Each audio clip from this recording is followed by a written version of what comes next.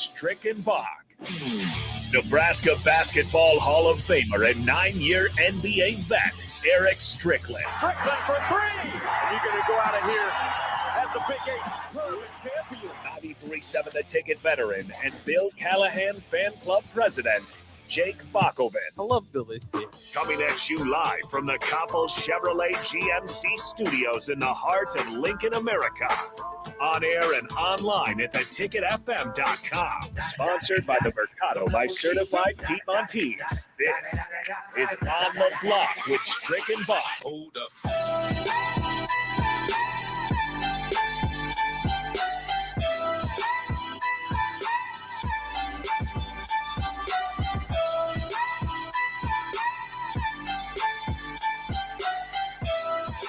Happy Thursday to everybody out there. It is Thirsty Thursday, as we'll be looking forward to a few drinks Kevin Meyer might bring in here in a little bit. But, of course, I'm Jake Bachman. He is Eric Strickland, and we are on the block, and we're ready to give you some nice 2 hours here of sports entertainment as we go through some of the top storylines of the day, and of course, really jump into this FPI thing that feels pretty good about Nebraska. Also, I didn't want to get to the Open Doors launch. Nebraska's kind of partnered with Open Doors. That's been well known, but I think today is when they launched the website. So now, if you want to contribute a few dollars to your favorite athlete, you can go ahead and do that. So kind of cool, and definitely Nebraska. It's good to see them out in front of that.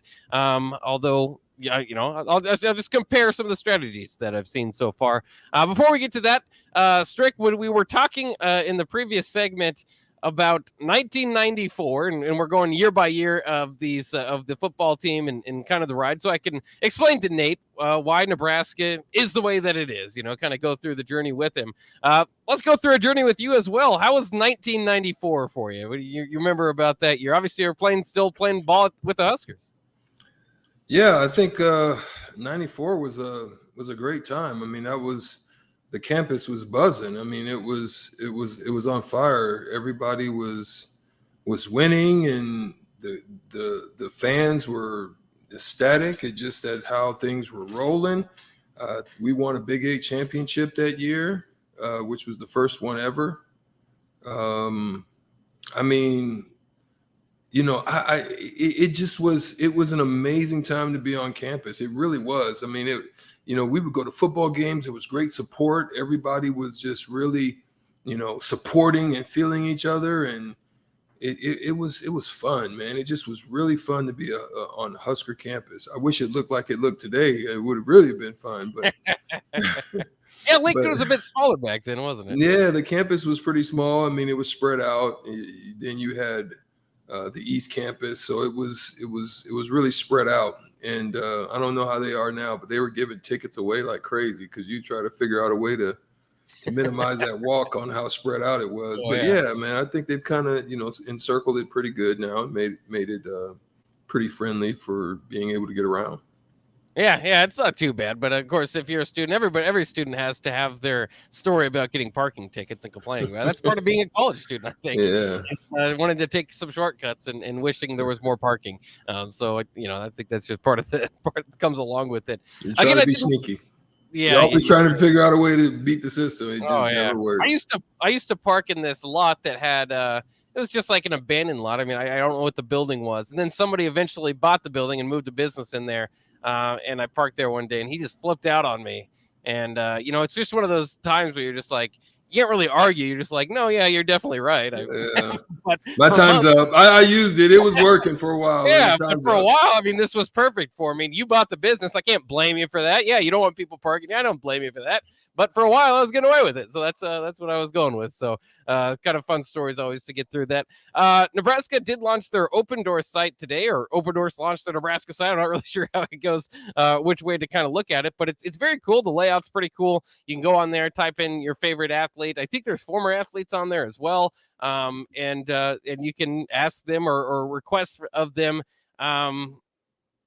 Really, they've got it categorized out. So, whether it's an appearance for your business or a tweet or something like that you're looking for, you can do that. You could also, I believe there's just a gift option there if you just feel like, helping NIL out a little bit, or your favorite athlete and throwing some money their way. I think that the athletes have their number set. So I mean, there's a certain amount. I mean, they're not going to take offers unless you at least throw. I think most of it's like $30 or $36. So it's not like you have to come in and throw 500 down to get their attention or anything like that. So it's very cool, and I can't wait to see kind of the future of it. And it's good to run it through Open Door, so to run it through, because these kids don't have agents or anything, and you just don't want their DMs getting blown up all the time with all these different offers and not knowing which way to go. And so I think it's very cool that what they've done with Nebraska. Nebraska's been talking about being out in front of these NIL opportunities, and this is just another step in that direction. They've been doing a great job, I think, of putting it together. Now, I did notice this. In the past, looking at Creighton during the basketball season, Creighton has on their page, if you go to like the Huskers.com or whatever Creighton's version of that is, go to the roster and find a player. You can click right on an Open Doors button that will take you in there.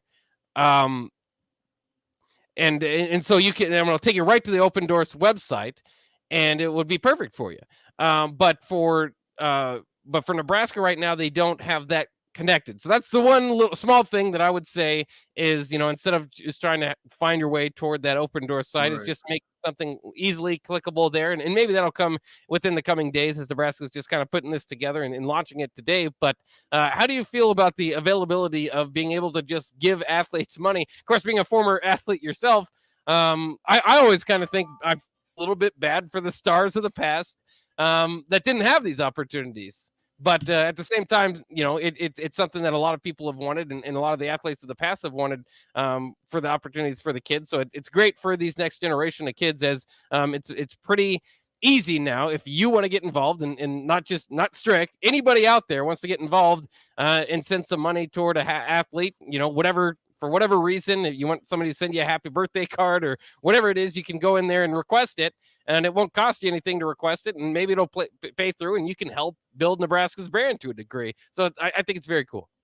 Yeah, I think it's cool that it centralizes everything. It makes it a pretty simple method for the people to be able to take all of their different platform to get their engagements without having to delve into all different Snapchat and Instagram and Twitter and put your name into all these different areas trying to figure out, where you stand. I mean, it gives you a great place where you can understand your value. You can pretty much get an assessment done as to what you value. I actually reached out to Brian, who's the CEO and co-founder. I reached out to him because I really thought there could be some synergy between what we do at Cerebro Sports and Open Doors, because a lot of it also will help those in the same manner, will help those athletes and players, because we also work with marketers, and that's what they do. We work with agencies, sports agencies. That's what they do.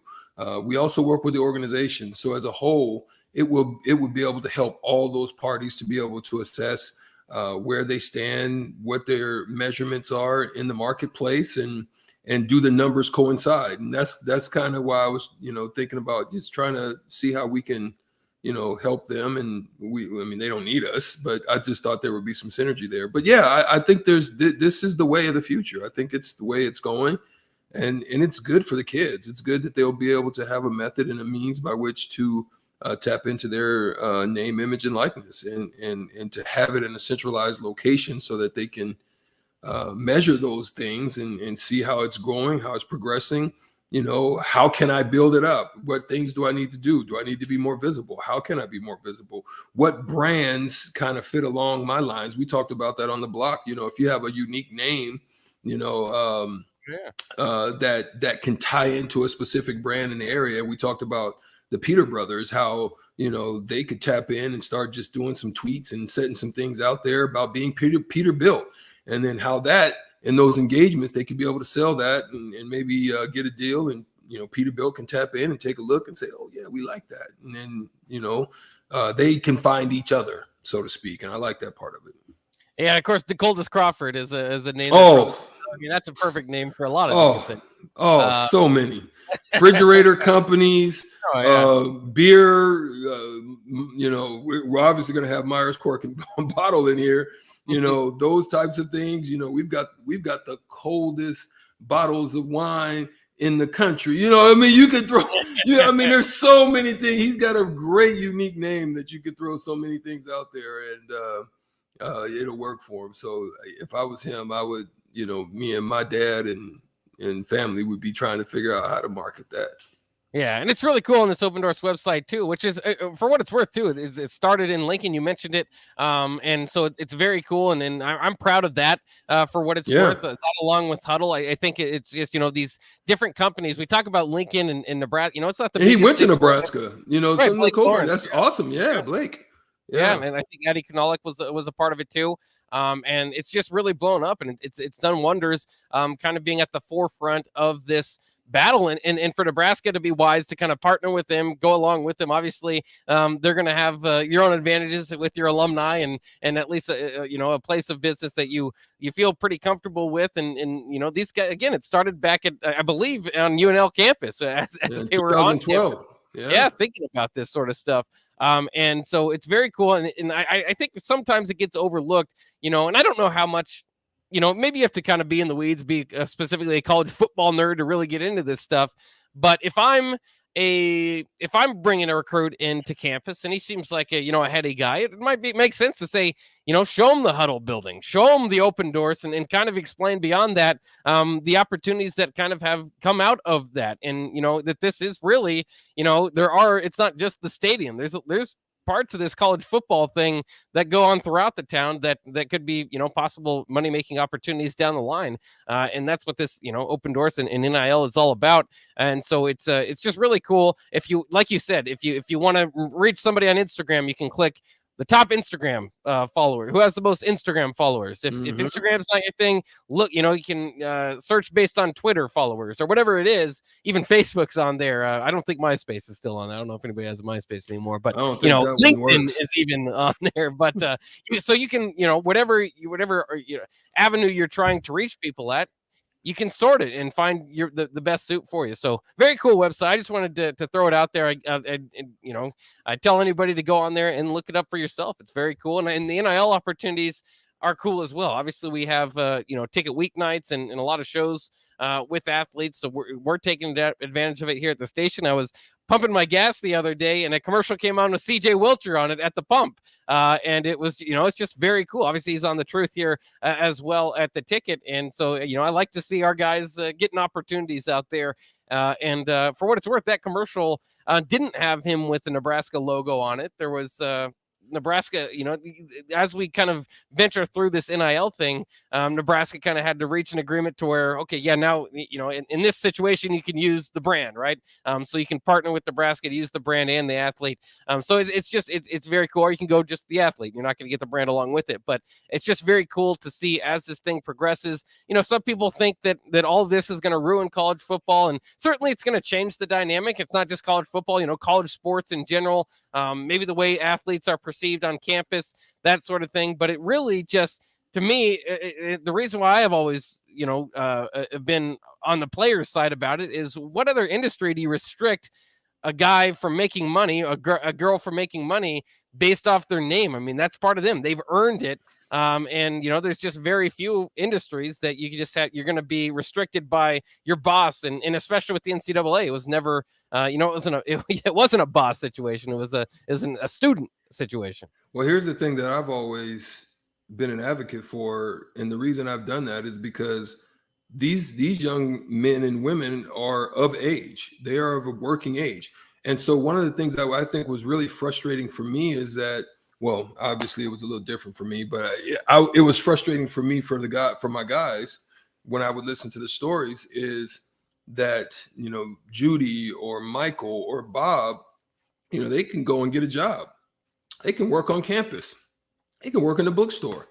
They can do all types of things. They could work and make money, enjoy their time while they're on campus. But whereas in the athlete, it's a full-time job. It's like literally, yes, you're getting your school and all of that. That's a blessing, and I'm all for it. That's cool, and that's understandable, and I'm not fighting or advocating that there's no value in that. There's tremendous value in that. But I'm also advocating for that when the training tables close and you don't got nowhere to eat, you've got to go out and pay and get something to eat. It would be nice if you could, assume some form of work or job or something that you could do, even working at the recreation center or anything, to be able to make a little extra cash. And you couldn't do that. Whereas now that system has changed with NIL, and it is allowing those individuals to be able to tap in to that likeness. I mean, I remember you go to games and you would see 21 jerseys all over the place. And oh yeah, who's making that money? You know what I mean? Yeah. The university, granted, blessed, that's good, but the university wasn't wearing 21. E Strick was. Yeah. You know what I mean? So so I get it. I understand. And listen, I'm not I'm not saying that there's no value in the scholarship, and it's truly a blessing. There's other kids that get scholarships, but they can still work. So you got to understand too that these kids are actually doing work. There's a lot of time that's put in out there, and I always was like, give them something. I mean, if it's a stipend of $200 a month or something, where you could at least have something to be able to do something, as opposed to just sitting in a dorm room all day. Yeah, and it's always troublesome too, because I mean, whatever certain amount of money you have, especially when you're working with college kids who are, there's so many different situations. How many kids are getting money from their parents, or how many of them aren't? Yeah. How many have to, how many know how to balance a checkbook? How many know what they're doing? So if you give a certain amount to people, even that sometimes. Some people would be fine, and some people wouldn't know how to use it. Some people, you might not feel bad for them, but might go out and blow it all. But at the end of the day, it doesn't matter. To me, when you you shouldn't be starving going into the weekend if you have a game coming up, where you're gonna sell out the Pinnacle Bank Arena or at the time Bob Devaney or whatever. So it's just kind of fascinating to see how all this plays out. You did mention something that I was kind of interested in too, is like you said, that the at the time, at Nebraska, obviously you didn't get any of the jersey sale type of money, but in the NBA, how did that work when did you sign with I don't know who was doing the Reebok, Nike, Adidas or whatever, but how did you negotiate, or was there a negotiation, or how did you get any money on jersey sales? When you're dealing with jersey sales or apparel or anything like that, you also got a share of a smart portion. It was all thrown into, it was part of the collective bargaining agreement. So there was a percentage share that went into the Players Association, where every year we were given what they call a licensing check. So, I think some of it also was built on your tenure, however long you played. And it was amazing that one time I had forgot that we were going through a lockout season, which I think was in '99. We were going through that season, and we all voted to, and I was a representative for my team. And so we all voted to basically, we're not going to take the next deal. And so I think it was a half a season lockout. And we started 2 years before it, we just started taking our licensing check, and we started shifting it into a pool for the attorneys to be able to fight the battle for us. And there was I think it was maybe I want to say in 2011, I had literally forgot about it. And for some reason I had to call up to the Players Association to do something or ask for something. And they said, well, we just sent you a check, Eric. I was like, what are you talking about? And they was like, yeah, there was the license check back from when you were putting it into the pool. And I said, you've got to be kidding me. And it was almost significant. Let me just say it was significant. Yeah. It was awesome. It was over 10 years of savings. It was significant. Right? It was it was like, whoa, bless. Yeah, that's always a good surprise. Crowbait off the text line wants to know, does Strick think there should be a ceiling though, or just make it as much as they can? Do you like kind of the free market system, or do you think there should be, you don't want the quarterback of the team making so much more than everybody else? Listen, I think that part is pretty tough. It's unfortunate that the skill position players are going to get more than a lineman or a defensive lineman. But let's be real about it. It's the same freaking way in the NFL. So, I mean, you know, the best player on the basketball team, the guard or whoever he is, the Michael Jordan or the Allen Iverson, they're going to make more money than, you know, the guy that's the rookie free agent that's coming off the bench. It's the same thing. And when they're doing their distributions on those licensing checks, it's some people, depending on where they are, their tenure, they get a little bit more. So I don't want to limit it that way. The thing that scares me about it, though, is similar to what happened at Oklahoma, where the quarterback, what was the quarterback before? Spencer Rattler? Spencer Rattler. Yep. Good.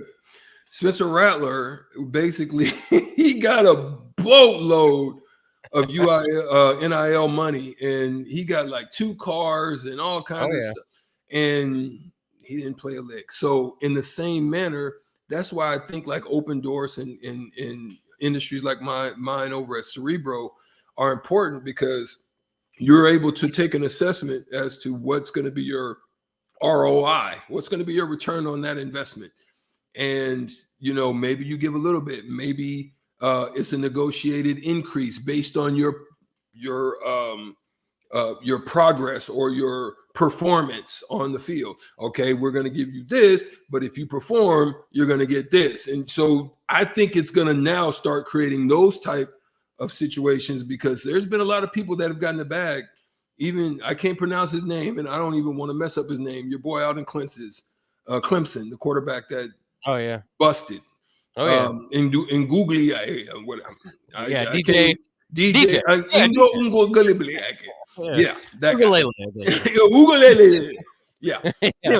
And so yeah, with DJ, like a guy that's getting a bust, you know, you're gonna lose some, you're gonna win some, you may win a lot, but then you got to be able to kind of negotiate those deals as well. And I think it's going to make these organizations probably do a little bit better in their negotiations as far as how they're going to distribute that money to somebody.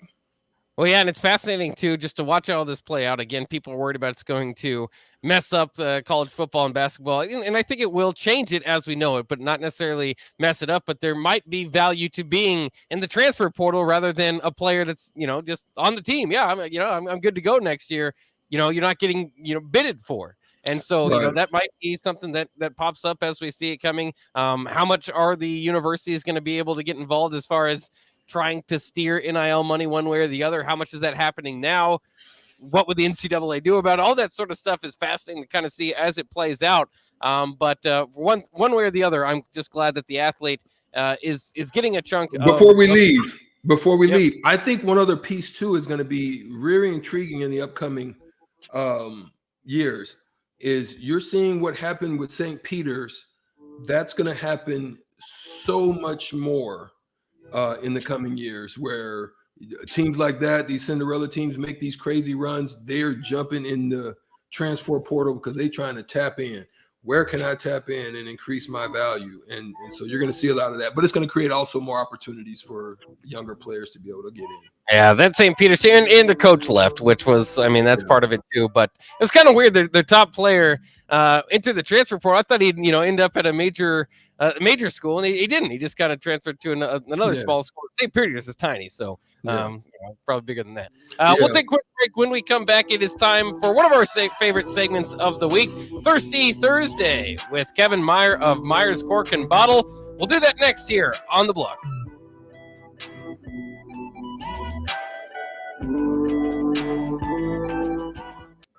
Seasons change, but your land stays the same. You need the right solutions to keep you moving. That's why you rely on Acres Equipment, your Nebraska-owned premier John Deere dealership. Whether you're harvesting, protecting your crops, feeding the herd, maintaining your lawn, improving your business, or letting off some steam, Acres has what you need to get the job done. Acres Equipment, solutions for every field. The captain, Vershawn Jackson. Adversity introduces a man or a woman to themselves. It's easy to say, oh, have a great day when things are good. But when life happens, as we all know, adversity hits, that's when we find out who we are. It's okay to be not okay. Sometimes we can't see the help that's there because of whatever issue. There's athletes that are talking about mental health and just well-being and burnout right now, because in the past 2 years, if COVID has showed us anything, it showed us the importance for connection. Weekdays from 11 to 2 on 93.7 The Ticket and theticketfm.com. There's nothing quite like the Mercado by Certified Piedmontese Beef. The Mercado offers unique ingredients you can't find anywhere else, open every day from 8 a.m. to 8 p.m. The full-service butcher shop and retail store is wonderful for meat lovers with their exclusive certified Piedmontese beef and assorted sausages, plus other quality meats, including pork, chicken, and a wide range of the freshest seafood. Plus, every Friday from 11 to 2, the Mercado serves up the best lunch in town on their Friday Feast menu. Stop in at the Mercado today at 84th and Havelock or visit their website at cpmercado.com to see current deals. What does better service mean? At Allo, it means that you get the best fiber internet available at prices that work for you. Better service means installers who show up on time. Better service means no billing shenanigans. Better service means a real person answers the phone. If you're not paying for better service, what are you paying for? Get Allo. Get better service. Switch today at allofiber.com/better service. Junior, hurry it up in there. Honey, he's doing it again. Doing what again? Practicing for American Idol in the shower. I need in there. Well, MemberZone is offering no-fee home equity lines of credit. We could use the value of the house to Add a second bathroom? Say no more. From adding another shower to all of life's in-betweens, you're headed in the right direction with a MemberZone home equity line of credit. Learn more at memberzonecu.org. Restrictions may apply. Federally insured by NCUA. You know you want that smoky, tangy, sweet, and spicy sauced and tossed Wingstop. But you just brought a haul of groceries home from the store. It's cool. No one expects you to shop and cook in the same day. So let the flavor experts at Wingstop hook you up with mouth-watering wings, crispy tenders and thighs, fries and sides delivered to your door. You can always cook tomorrow. That's why the fridge was invented. Get it delivered at wingstop.com. Order online now from the new Wingstop located at 5001 O Street. You can search online for hours to find the best electricians in Lincoln and the surrounding area, but I'll save you time. High Electric has been serving their customers for 30 years for both residential and commercial properties. They're experts in everything electrical, from remodeling to new additions, hot tub installations, electric vehicle chargers or EV chargers, lighting, ceiling fans, and more. High Electric takes jobs from Beatrice to Omaha and all towns, big or small, in between. Call them today at 402-466-6606 or learn more at highelectric.com. Are you sick of mindlessly running on a treadmill or the lack of motivation to consistently work out? Whatever your challenge, Farrell's Extreme Body Shaping can help. Whether you want to lose weight, boost energy, or simply improve your overall health, you'll fit right in at Farrell's regardless of age or abilities. Build endurance with their kickboxing and strength training group fitness classes while also getting nutrition coaching. Try Farrell's now for a free week. Visit fxblincoln.com or call Jeff at 402-310-4026. Farrell's Extreme Body Shaping. There's no better way to spark a child's imagination than to get lost in the adventure of a good book. I'm Jenny Benson, president of NSEA. Working together, parents and teachers can help every child succeed. You can help by reading to your child and let your child read to you. Encourage reading in your home and make it a priority. Make reading fun and a time that you and your child look forward to spending together. Sponsored by the Nebraska State Education Association, aired by the Nebraska Broadcasters Association on this station. Why wait until Friday to start your weekend? Go ahead, start right now. You're thirsty now, and 93.7 The Ticket is here to help you stock up. Just in time for the weekend when I like to hit the clubs. Time to broaden your horizons and try some new wine and beer. It's Thirsty Thursday with Kevin Meyer from Meyer's Cork and Bottle.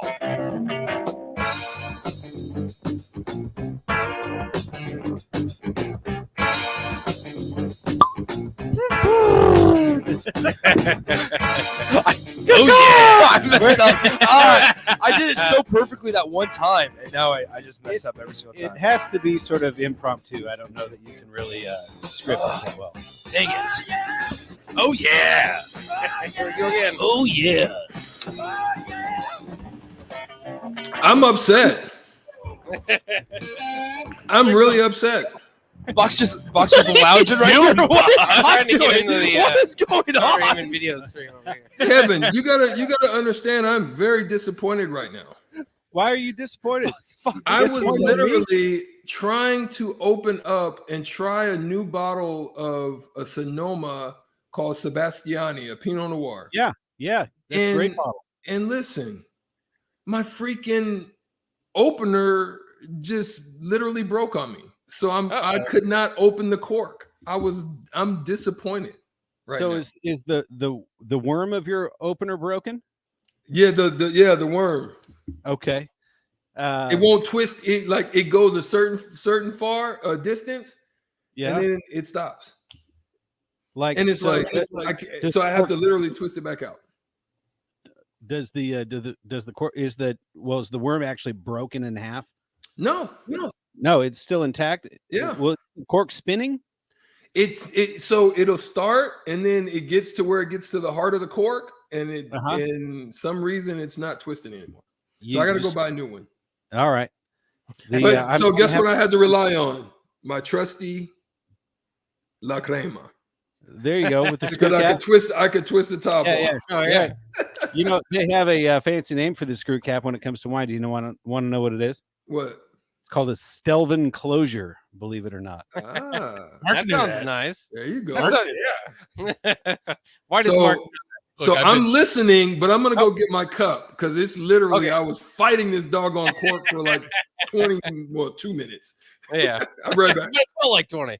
Mark, why do you know the Stelvin closure? Look, Yeah. I've been in and around Thirsty Thursday for 9 years now. Yeah. You pick up on the little things, guys. The answer is almost always maceration. Always maceration. And for those of you playing at home, maceration is when they allow the skins to stay in contact with the juice after they crush the fruit. Yeah, I've heard that. That's what makes a red wine red.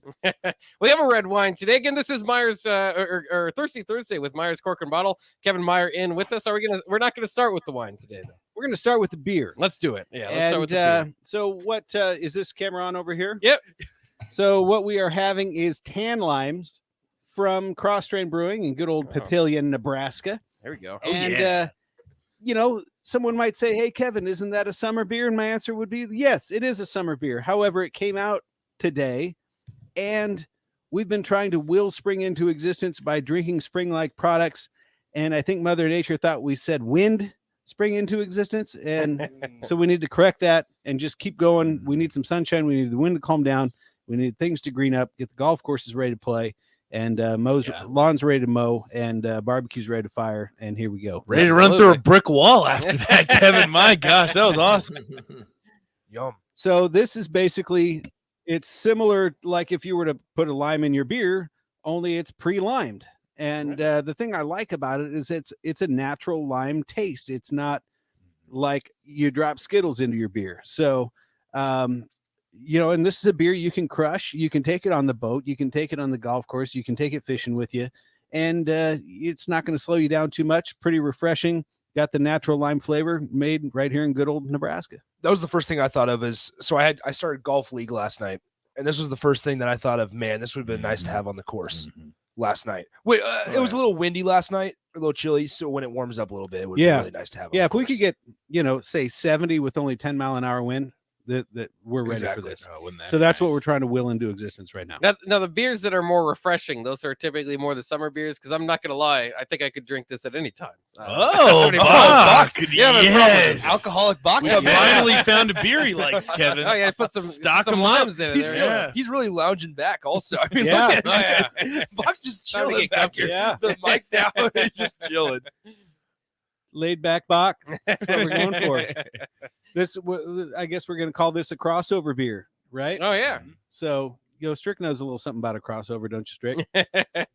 Little something. Well, on defense, I tried to avoid it, but on offense, I tried to give it. So in this way, in the same manner, whenever it's a good wine or beer from Myers Cork and Bottle, I'm trying to drink it. If you're giving a good crossover, but if I'm playing D, I'm trying not to drink it. Very good. Very good. It's all about either intervention or prevention. So there you go. You got it. You got the analogy on what I was trying to put together. All right. So lime flavored beer from Cross Strain, tan limes, kind of a play on tan lines, lager beer with natural lime flavor, crushable, delicious, springtime in a glass. Big time. And so we're going to move on to the wine. Who wants the biggest glass? Oh man, who's going for it?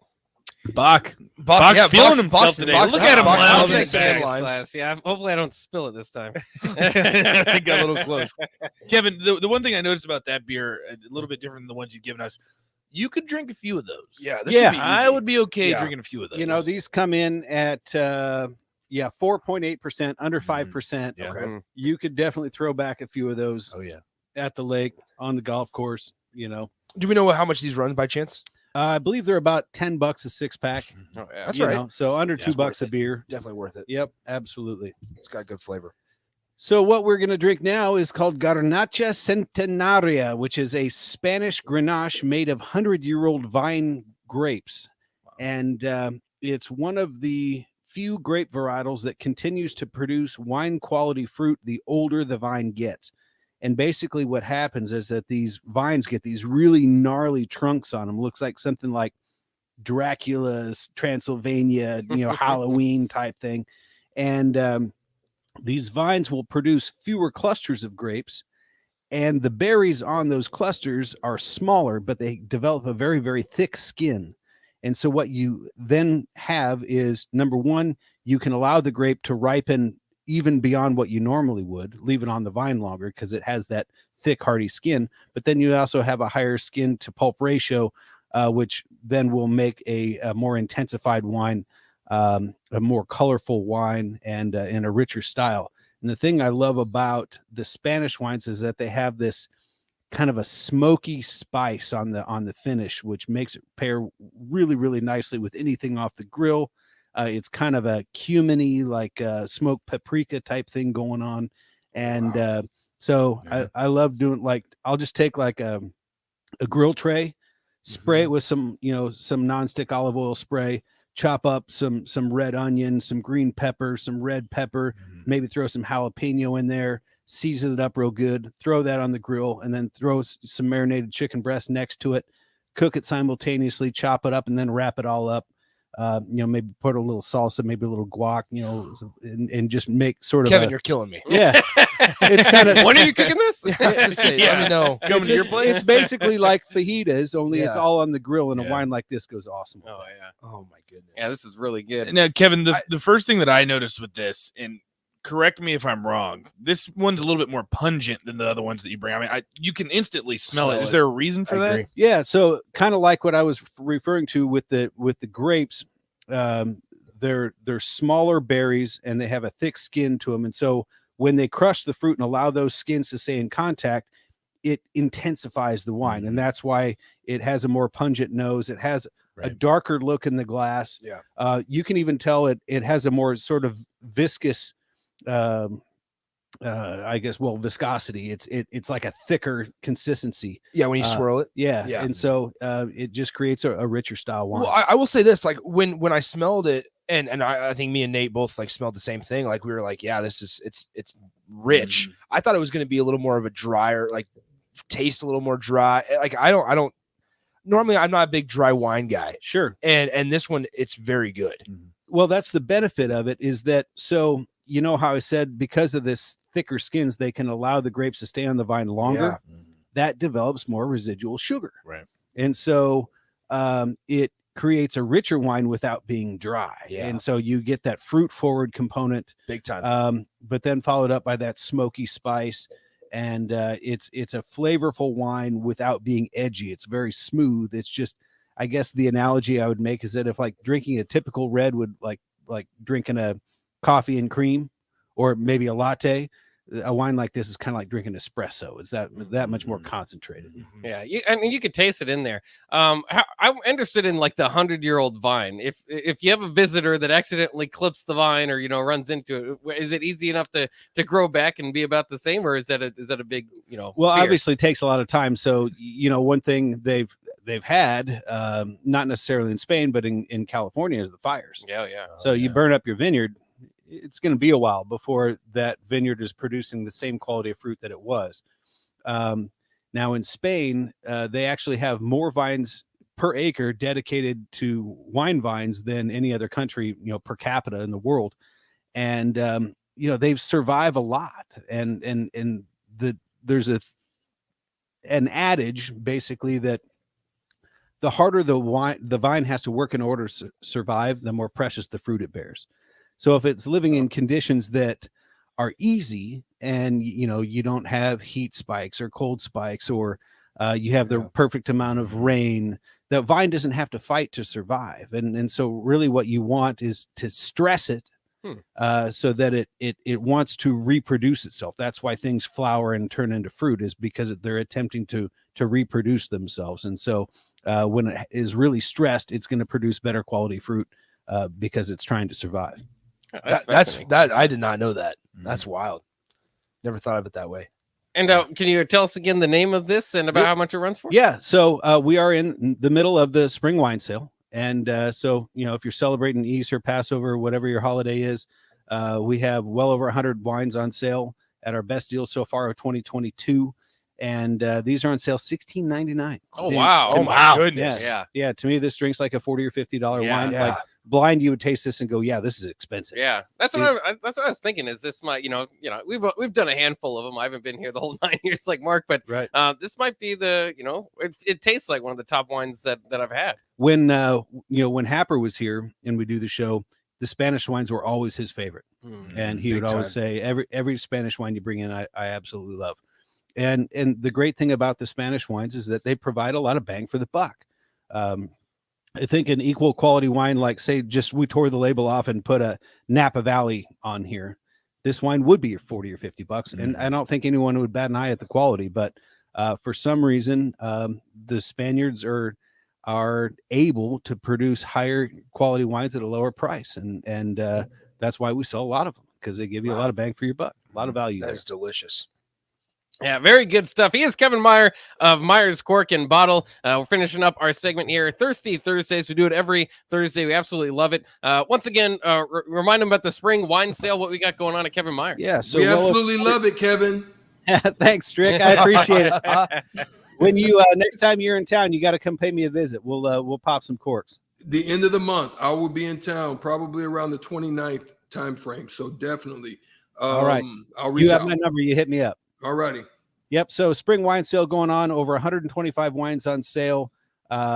Everything, all price ranges, reds, whites, rosés, dry, sweet. Believe it or not, a good pairing with ham is a German Riesling. Ham is kind of salty, and Riesling has a real like apple and pear sort of sweetness. So kind of like pork chops and applesauce, or putting a honey glaze on the ham. A wine like that actually goes pretty well. Plus, they're generally a little bit lower in alcohol. So if you're eating at noon or 2 or something like that, that's a great wine to have. But you can have, it really any kind of wine that you like, and get it on sale at the spring wine sale at Myers. Absolutely. Yeah, really good. Yep. Go ahead and go on down there as we try to blow out the ears of these guys. I didn't like the music being so loud, but I get those goosebumps. Hey, we got those goosebumps going. It is time for Kevin, do you know this song? Do you know this song, Goosebumps? I do not. All right, that's all right. That's there all we right. go. It was a song reference. That's why. That's okay though. Yeah. I mean, I'm digging the vibe. Yeah, I know, right? Yeah. I see your head bopping over there. Yeah. Not better than the 90s cartoon type show. That wasn't even a cartoon. It was just a scary show about goosebumps. I like that show. That show was awesome. You guys know what I'm talking about. 402-464-5685. Go ahead and give us a call. It's time for Shootout with Strick. First one in line will have an opportunity to win $15 to Buffalo Wings and Rings. That's coming up next year on the block on 93.7 The Ticket.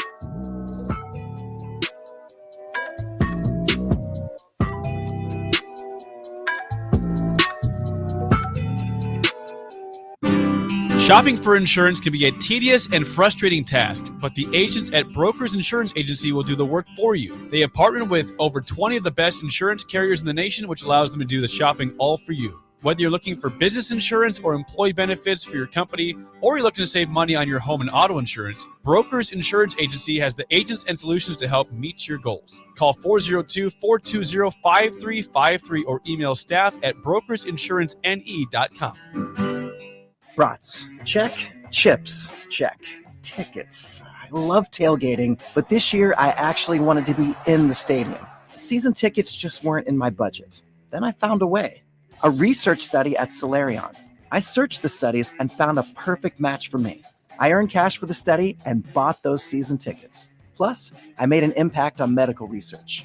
Find a study and sign up today at helpresearch.com. You should consider the risks of the research before you agree to participate. Early break with Sip and Jake. I have a proposal. You do not have to buy me a cap if we find the fight song I'm talking about and you hum it into the microphone. What if I don't know how it goes? Well, we'll find it. Yeah, that's it.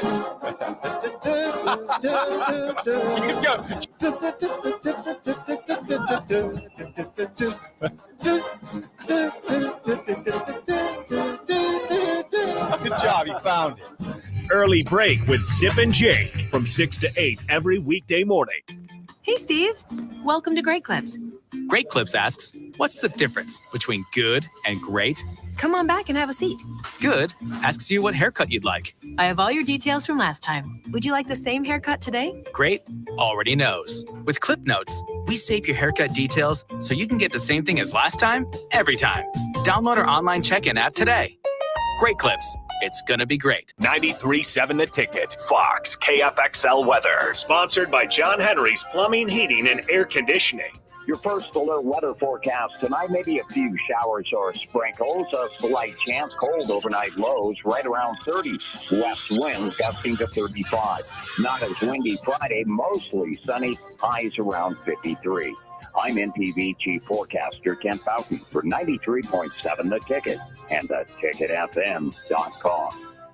At first, I was really nervous and intimidated to buy a ring. I wasn't sure what I was getting into. My experience at Starter Heyman was very easy. I felt like I walked out of Starter Heyman with the ring that was going to make her go wow and say yes. I love my ring. It is so beautiful. I absolutely love my ring. I get compliments on it all the time. I always tell them Starter Heyman. Yeah, we would definitely recommend Starter Heyman. Yeah, it was great. We're definitely coming back. Sure. Sauter Heyman Jewelers, Lincoln and Grand Island. SauterHeyman.com. Fruitcakes are just for Christmas, right? Gosh, I feel sorry for you. I mean, what if we had done that with bacon? Bacon is only for breakfast. We'd never have bacon cheeseburgers. We'd never be able to save a salad by adding bacon bits. We'd never have Brinner. That's breakfast for dinner. Don't limit yourself. Fruitcakes for St. Patrick's Day. Fruitcakes for graduation. Fruitcakes for Thursday. Beatrice Bakery and Grandma's Fruitcakes are perfect for every occasion. Check them out in downtown Beatrice or online at beatricebakery.com. Welcome to our world of yum.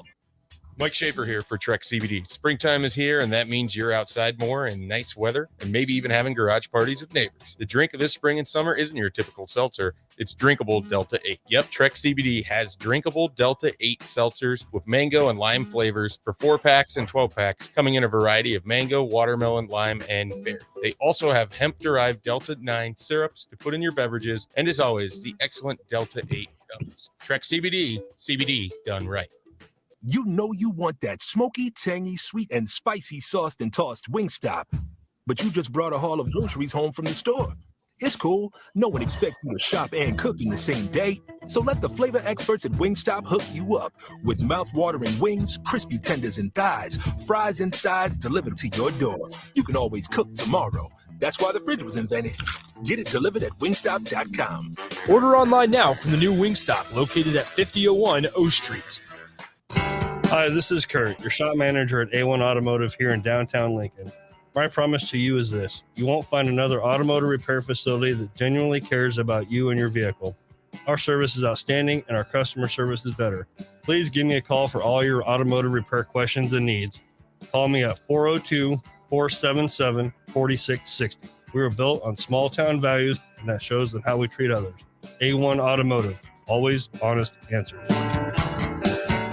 Back to On the Block with Strick and Bach on 93.7 The Ticket and theticketfm.com.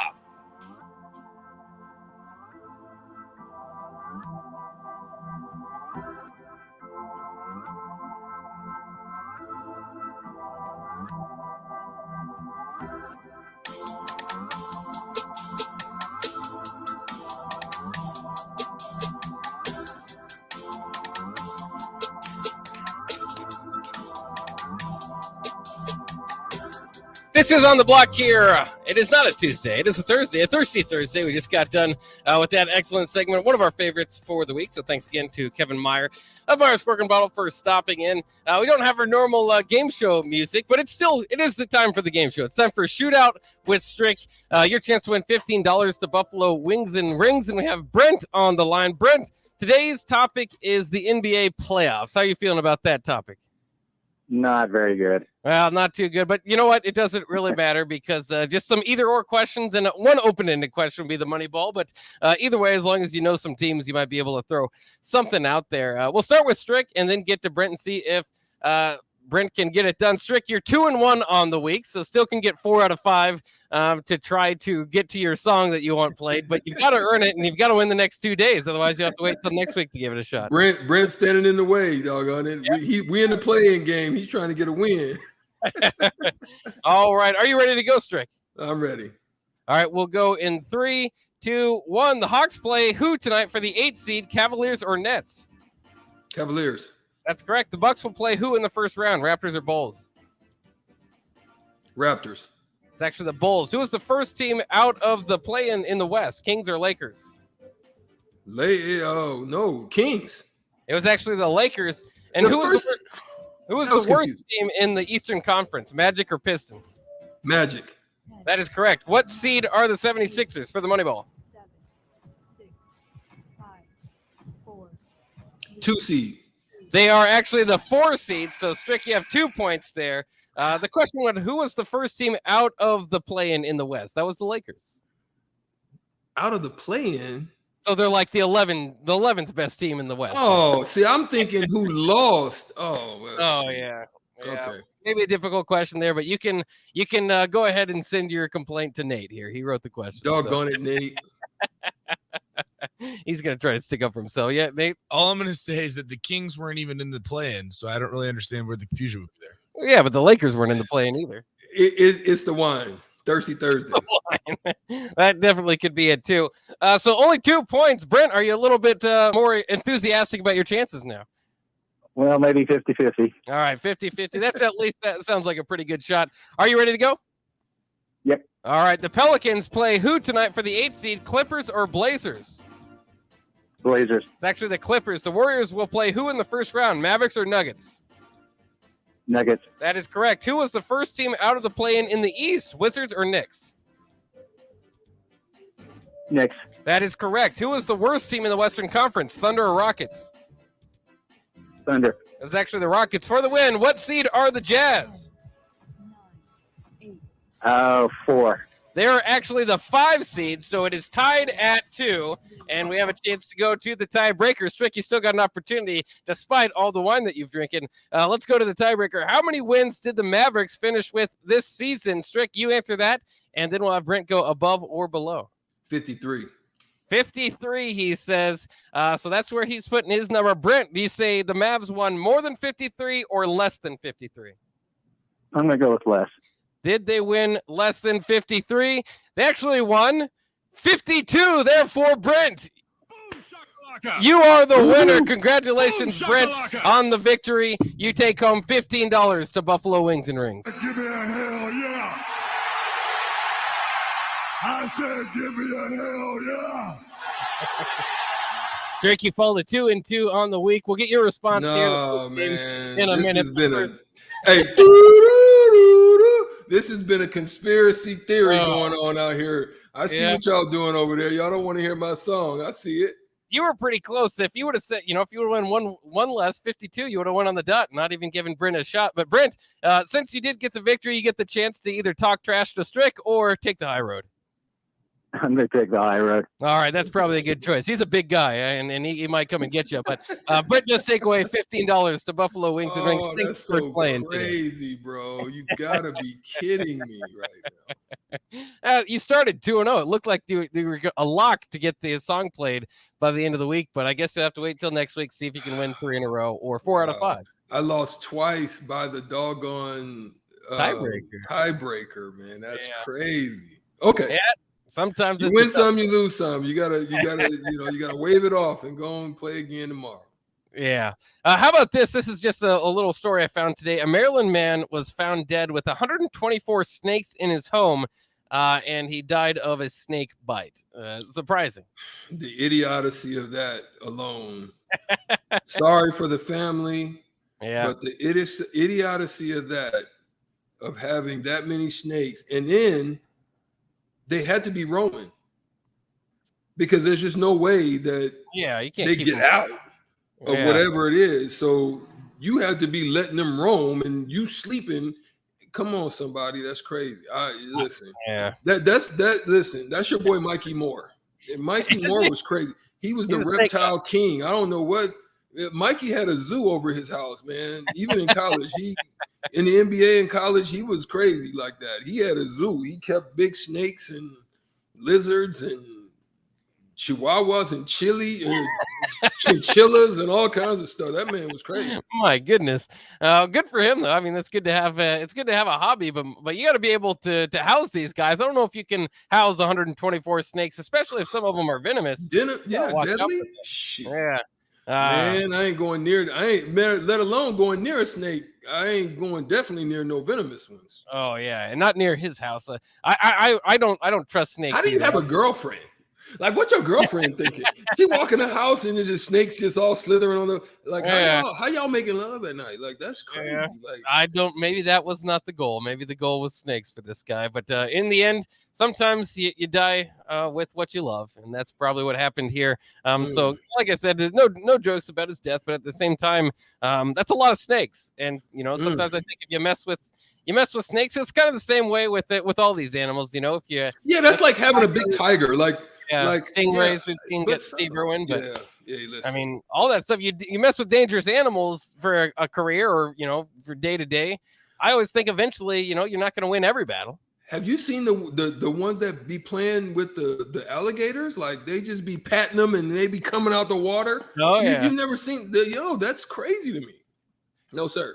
Yeah, no. I already get enough of that worrying about going next to the pond after hitting a golf ball near the water. Yeah, you still think about what is it? Get your hand bit off there. Yeah, no, I'm not reaching yet. That ball is gone. It is long gone. There is more in the bag. I'll go get it.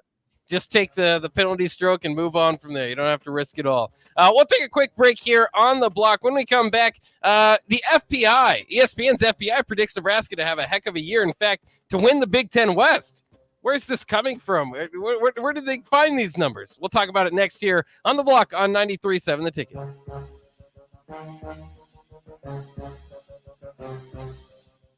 Hello, I'm Charlie Stone, back with the latest news from Honda of Lincoln. Joining me now is the general manager, Andy Goodyear. Hey, Andy, how you doing? I'm doing great, Charlie. Hey, Andy, with spring right around the corner, how is your supply of new Hondas and pre-owned vehicles? Really good, Charlie. As I've said before, when you drive by our lot, you don't see what you're looking for, just remember we have hundreds of new Hondas arriving soon, with Honda continuing to offer 0.9% APR financing to qualified buyers. Plus, we have over 125 pre-owned vehicles in stock and ready for immediate delivery. That's great, Andy. Any more great news? There is, Charlie. Honda just announced financing from 0.99% APR on certified pre-owned Hondas for qualified buyers. So come experience the Honda of Lincoln way of doing business. 27th and Yankee Hill Road, or online at hondaoflincoln.com. What does better service mean? At Allo, it means that you get the best fiber internet available at prices that work for you. Better service means installers who show up on time. Better service means no billing shenanigans. Better service means a real person answers the phone. If you're not paying for better service, what are you paying for? Get Allo. Get better service. Switch today at allofiber.com/better service. From selling a home to even building one, you're doing a lot and need a lender who can help you do it. Like Elizabeth Rizak of Security First Bank. With over 25 years of experience as a mortgage loan officer, I take pride in helping borrowers find the right loan for their next home. Mortgage lending from Security First Bank. We're the bank. Member FDIC, Equal Housing Lender, NMLS 505011 and 483558. Landmark Implement, your local John Deere dealership, is searching for mechanics of all skill levels to grow with us. Landmark offers a competitive wage, full benefits package, along with paid time off within just 60 days of employment, as well as a 401k and a boot and clothing allowance. Interested in becoming a part of the Landmark difference? Apply now at landmarkimp.com/careers or contact Deanna 402-310-7561 or email careers@landmarkimp.com. That's landmarkimp.com. Landmark Implement is an equal opportunity employer. Need to send a message? Send it with cake. Congratulations. Here's a congratulations chocolate rum cake from Beatrice Bakery. Thank you. Say thank you with an amaretto cake. I'm sorry that I accidentally hit your mailbox with my car as I was backing out of the driveway and then continued right into your prized petunias. You say that with a lemon drop cake. Everybody knows that. Beatrice Bakery in downtown Beatrice or online at beatricebakery.com. Here to help you say whatever it is you need to say. Welcome to our world of yum. Old School with BP and J. I learned this about the difference between the college game and the NFL. Every play is designed offensively and defensively for one guy to make a mistake, whether it's being out of your gap, forgetting the blitz, forgetting a check on offense, forgetting the snap count. In college, it might be explosive play, 15 yards, whatever you deem as explosive play. The pros, all of them are house. All of them are the guy will hit his head on the goalpost. 93.7 The Ticket and theticketfm.com. In every office, there's two types of people. There are those who bring in bagels and those who eat the bagels that someone else brought in. Everybody likes the first person. Be that first person. Weekday mornings at 7:30, you have a chance to win a business box of bagels from Bagels & Joe. All you have to do is shut up, Sipple. 2 questions for you, 2 for Sip. Win, and the bagels are yours. Lose, well, you don't want to lose. You lost Monday, you lost Wednesday, you're a loser. Shut up, Sipple. Weekday mornings at 7:30, brought to you by Bagels & Joe. They say one great thing leads to another, and that's especially true when you visit a Great Clips salon. When you sit down for a haircut with the skilled and friendly stylist at one of our thousands of convenient Great Clips locations, they'll not only make your hair look great, they'll make you feel great too. And that's something you can't help but share with the world. Download our online check-in app today and opt in to get a ready next text when you're up next. Great Clips. It's going to be great. Our Remington Homes has really expanded and taken off in the last 5 years. Bob Benish of Aspen Builders, talking about their exciting new division, Remington Homes, which makes the home building process easier and more affordable. The exciting thing about a Remington home is you get to choose your floor plan from predetermined floor plans. You can select your options. We give you a lot of choices. By selecting certain floor plans, they're just easier to build. And you couple that with our great lot selection in all different areas. People do not want to be married to their house payment. They want to get a nice house with nice finishes in a great area for an affordable price. And that's what Remington Homes are all about. Home building is easier with a Remington home from Aspen Builders at 423-6811. Online at remingtonlincoln.com. remingtonlincoln.com. This is Lincoln's home for sports talk on the FM dial. Also online at theticketfm.com. On the internet, KNTK FM Firth, 93.7 The Ticket. This is On the Block with Strick and Bach. Nebraska Basketball Hall of Famer and 9-year NBA vet, Eric Strickland. Strickland for 3! And you're going to go out of here as the Big 8 tournament champion. 93.7 The Ticket veteran and Ortega connoisseur, Jake Bakoven. I like Ortega and I like pepper. Coming at you live from the Coppel Chevrolet GMC studios in the heart of Lincoln, America. On air and online at theticketfm.com. Sponsored by the Mercado by Certified Piedmontese. This is On the Block with Strick and Bach. Hold up.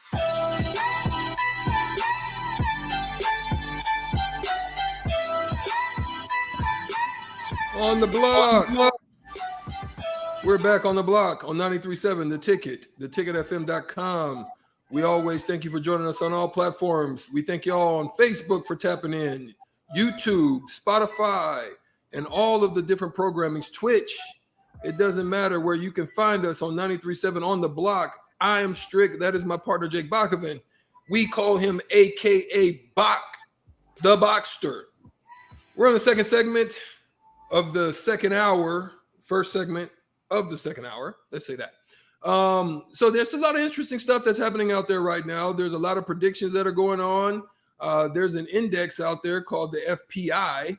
that ESPN puts out, Bach, and it's came up with a little algorithm that predicted something that I'm sure they had some faithfuls, long-term Hurska faithfuls out there roaring and happy and excited and jumping and sipping on wine from Myers Cork and Bottle and just doing all of these different things like that. But then there's another group of people that are giving you the eye roll emoji and the smirk and the thumbs down. Yeah, right. Show it and prove it. FPI that's put out from ESPN stated that Nebraska is picked to win the Big Ten West. How you see it, Bach? Do you think FPI got it right? I don't think so. I'm not sure where they come up with these numbers. I know that the Nebraska schedule lightens up a bit here. But for what it's worth, if you look at the FPI in the Big Ten this year, they have an 80% chance, 79.7% chance that Ohio State will win the division. Just so you know what Nebraska's up against and what this number means. Nebraska is at a 29.2% chance to win the division. Wisconsin is at 28.9. So again, when you compare this to Ohio State, overwhelming favorite, and that's to be expected. So that makes a little bit of sense. But for Nebraska to have the highest percentage of chance to win the Big Ten West after never having won the division, not having winning a division championship since 2012, I know that they played close last year. There's a lot of what they hope to be upgrades coming in, and I hope so too. You know, I'm not cheering against it. I hope they win the Big Ten West as well.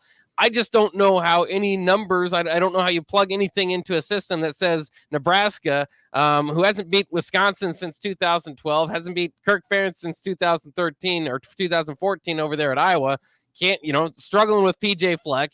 Jeff Brom just got him. Brett Bielema's fresh 1-0 in against Scott Frost. It's tough for me to see how this plays out, but an FPI type of prediction, it throws all that other stuff out there, and maybe it should be thrown out. All the past, it's just like the Iowa and the Wisconsin stuff has built up enough to me that it's hard to predict Nebraska to win those games unless those teams are absolute, disasters. Because I've seen it year in and year out. So I don't see, especially coming off a 3-9 season and so much change, I don't necessarily see a way that Nebraska should be predicted. I don't care what numbers you kind of put together. They shouldn't be the odds-on favorite to win win the West. And for what it's worth, the FBI says it's the Football Power Index, a measure of team strength that is meant to be the best predictor of a team's performance going forward for the rest of the season. FBI represents how many points above or below average a team is. Projected results are based on 20,000 simulations of the rest of the season using FPI, results to date and the remaining schedule. Of course, preseason here, no results to date, just the remaining schedule. Ratings and projections update daily. FPI data from the season prior to 2019 may not be complete. I was reading there what the FBI was. So, a couple details you probably didn't need there. But in any case, I just don't see it. Is this the strength of schedule type of thing playing in? Maybe so. But again, I don't give Nebraska the edge against the Big Ten West anymore. You used to kind of think, here's the 3 or 4 games you can circle and say, these are going to make or break Nebraska's season. They're just not in that sort of category anymore. At this point, I give Minnesota to be included, along with Wisconsin and Iowa, until Nebraska proves it on the field. I basically slide them with the victory over Nebraska until proven otherwise. And of course, if you do that sort of thing, then Nebraska's not going to be your favorite. So before I state what I'm going to state, I really want to hear from the fans today. I think it's this FPI coming out. I really want to hear what they think about it. I want you to text us on the Sutter Heyman text line at 402-464-5685. And I definitely want to take a couple of callers in this segment. Listen, I want to hear from you fans today on the Honda Lincoln hotline at 402-464-5685.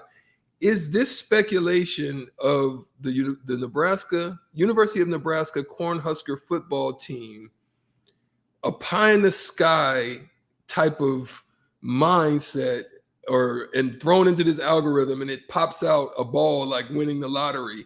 Or is this just a crazy speculation, or is this definitely a possibility?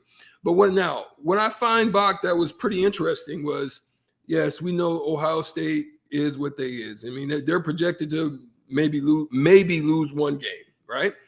But when I look down the FPI and I just see all of the parity, meaning that there's multiple losses in the Big Ten. So it's showing me that as a whole, the Big Ten may not be as strong as what it has normally been in the past, where it normally just has these real dominant teams. Now, I'm not saying that nobody can emerge. We know that teams can get hot. We saw what happened with Iowa last year, how early on they got really hot and then all of a sudden they fell off and they fall into these lines, and it is parity line. Then you see a couple of big wins from guys like Purdue, and then you see a couple of knockoff wins, and you see Rutgers kind of, I think Rutgers may be the team to watch. I honestly don't know if Rutgers may be at that bottom tier. I think they got something brewing down there that I think we're not really aware of. So I don't know if the simulations is getting it wrong. And it could be that their schedule is pretty hectic. But at the end of the day, I'm seeing multiple losses other than the Wolverines. Everybody's looking like they're kind of dang near even par. Did you find it to be weird? A little bit weird, right? I mean, because the other numbers that you mess with there are, because they give you a lot in the FPI. You can do the percentage of winning the conference, the percentage of making the playoff, percentage of winning the national title, percentage of making the national championship game. And if you do that, if you expand it to, more than just the Big Ten, the percentages to make the national championship are 51.6 for Alabama, 50 for Ohio State, 50% chance to make the national championship game. I don't know about that. 42.9 for Georgia, 25.9 for Clemson. Then the drop happens, right? Then it's 6.9 for Texas, who's the fifth team, which should just throw any belief that you have in the FPI out the window to begin with, because, they struggled last year, lost to Kansas, had a losing record, along with Auburn, who's in the top 10 of this thing. So it doesn't make a whole lot of sense to me. I don't know what numbers they're crunching, maybe outdated recruiting rankings, or maybe because it favors what I would typically say, the human error. Like, this is supposed to be a computer model, right? There shouldn't be the human element of the eye test or the traditional favorites getting, the pass here. Yet Texas is ranked 5th.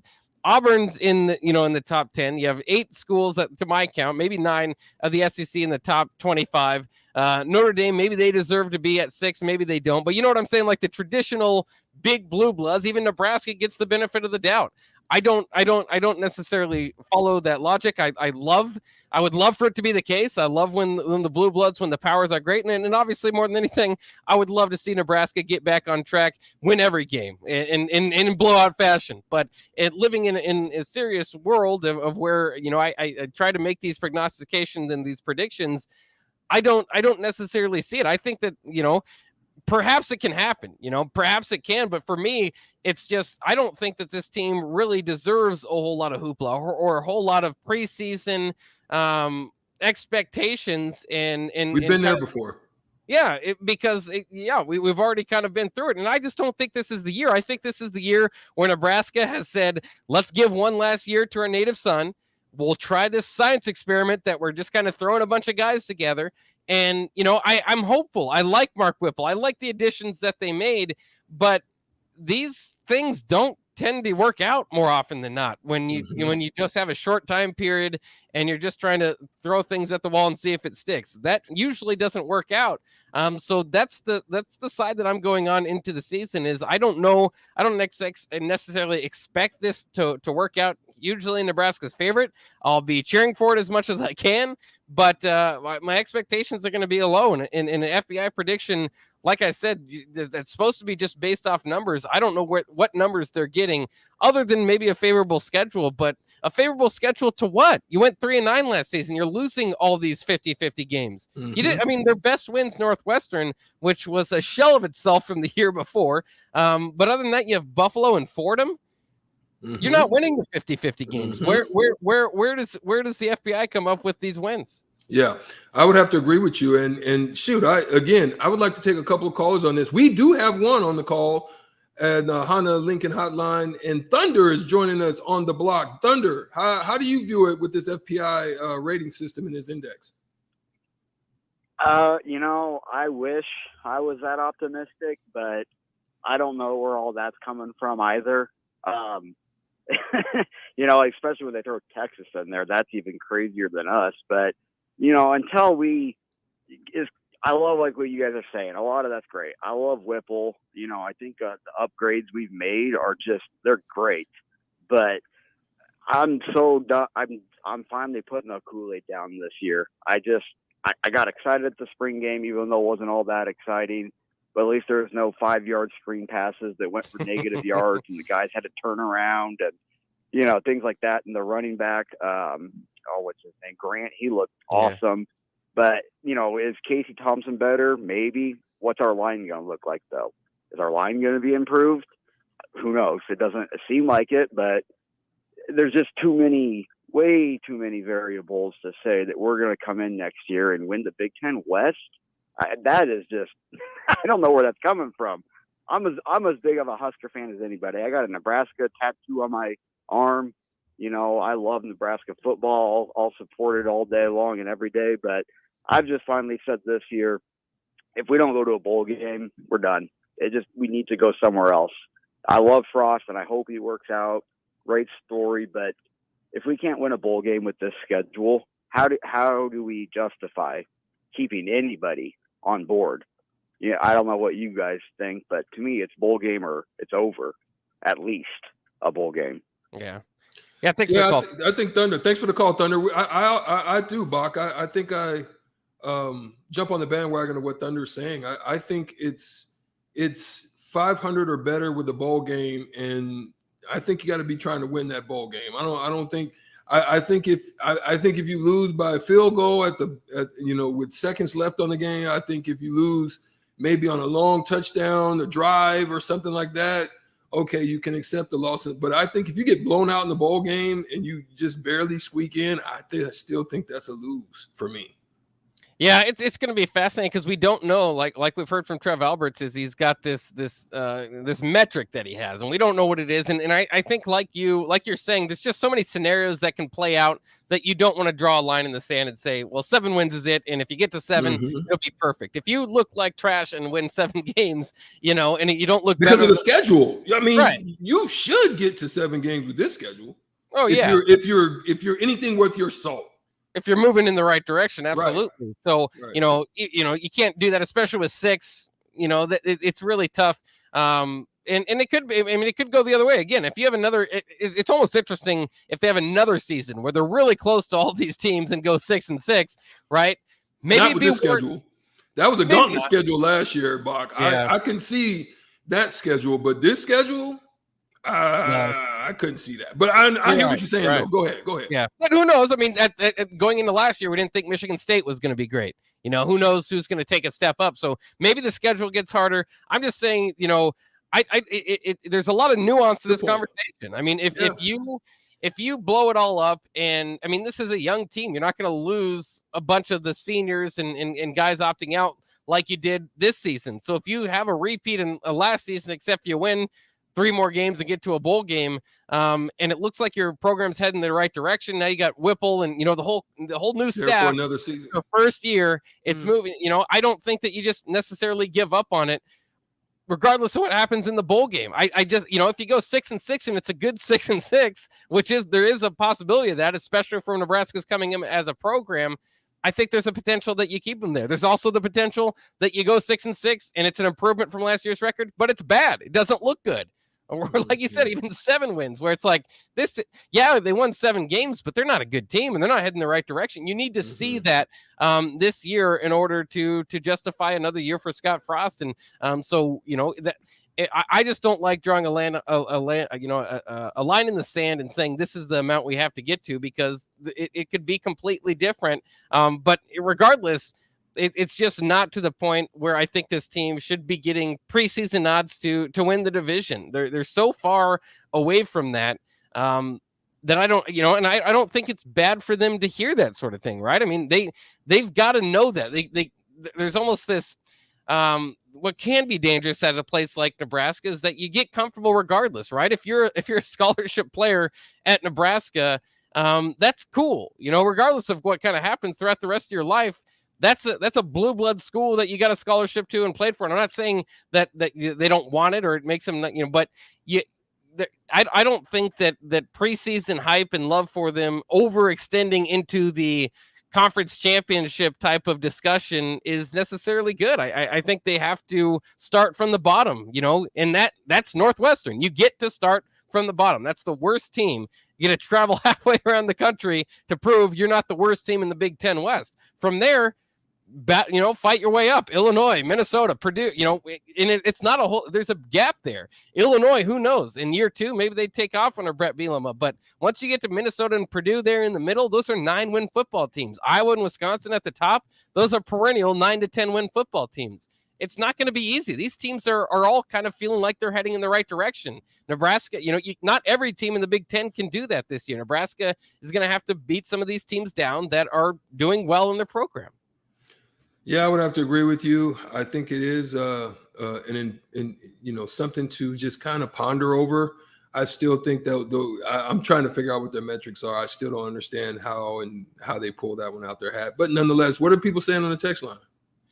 Just a lot of opinions coming in here. Ellis says he agrees with me as long as we have Frost, who seems to always pee down his leg when the bullets are flying. I don't see us turning this around. So he's kind of made up his decision. That's interesting too, because I know that the fan base was split. I think that there was more people pro Frost than against him after last season, but I don't blame anybody who at 3-9 says, I think we probably should have moved on at that point. Again, I like what they did as far as being able to put a staff together that's worth this upcoming year. I think it's worth the opportunity, but you can certainly disagree. Kent says, I'm not a Debbie Downer, 30-year season ticket holder. My over-under is on 4 wins. So some of these people, they just don't have, most people, I would say, is going into this year. That's the response I'm seeing off the text line. It's where I am, and I think it's probably the safe place or most smart place to be. They could take a giant step forward, but wait and see on it this time. Don't just buy into all the offseason hype, because you're going from a historic low and you're losing a lot of talent off that team. This is a brand new team with a lot of new parts and different players, but it's not last year's team that was close. This is a brand new team, and you're starting from the bottom to move your way up in the conference. And before I get ahead and make these, zany predictions, I think the rest of the people are with me. We love Scott Frost. We want to see him succeed here. But at a certain point, you have to stop it. And another certain point, you have to guard yourself as a fan, as much as that sounds kind of silly, because, fans are supposed to just be all fun and having a lot of fun with your team. It's not supposed to be so much on it. But after being, burnt year after year after year, this of all years seems like the year to be like, okay, I'm going to wait and see and have it proven to me before I buy into even a bowl game. And that's what a lot of the response I'm seeing off the text line.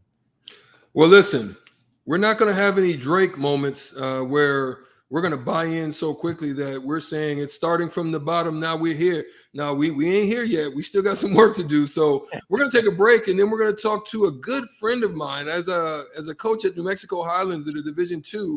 This young man, Luis Paco Rodriguez, played for me, and he's doing some wonderful things there in Mexico and helping young men and young women to be able to get to the United States to play at high school and to work on their college opportunities and to be able to play the game that they love so much. And he's doing a good job in training them and helping them to get here. He'll be on with us on the block when we return after these messages.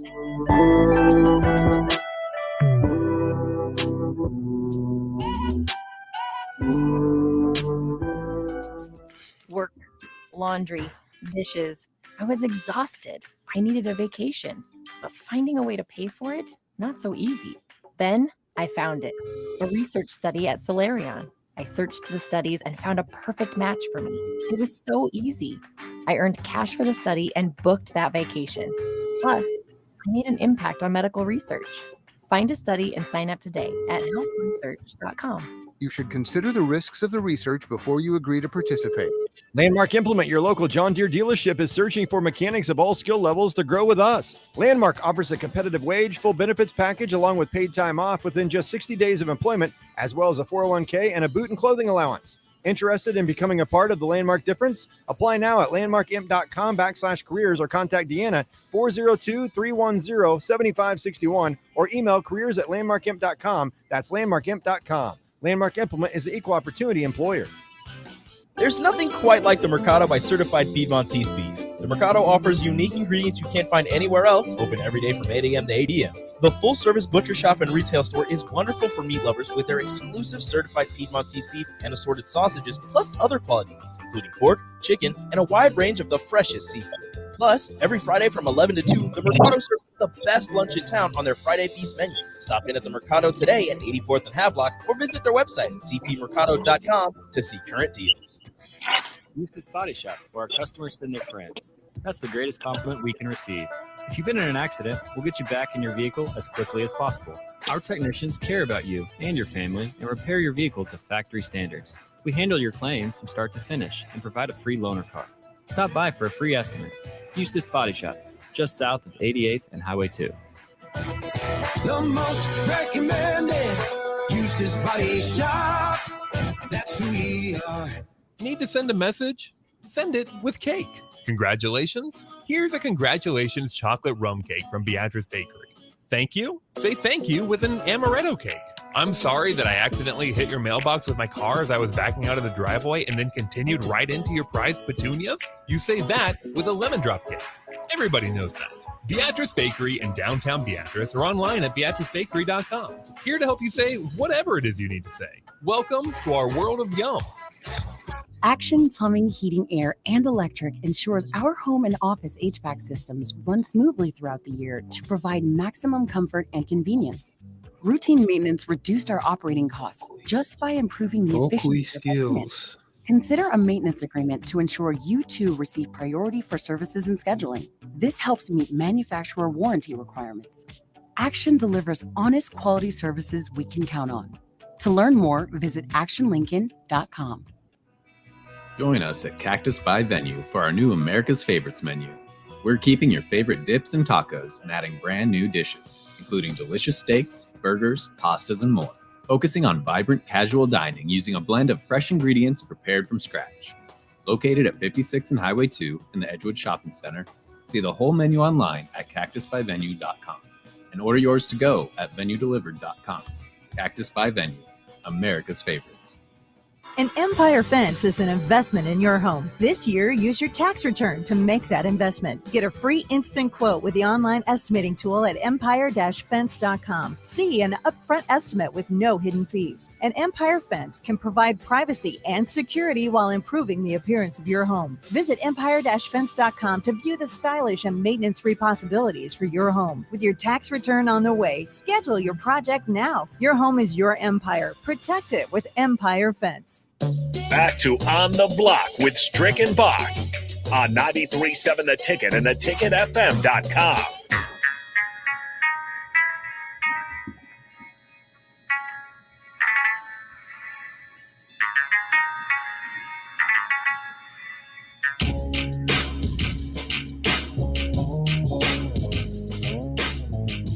We're back on the block. We're back on the block.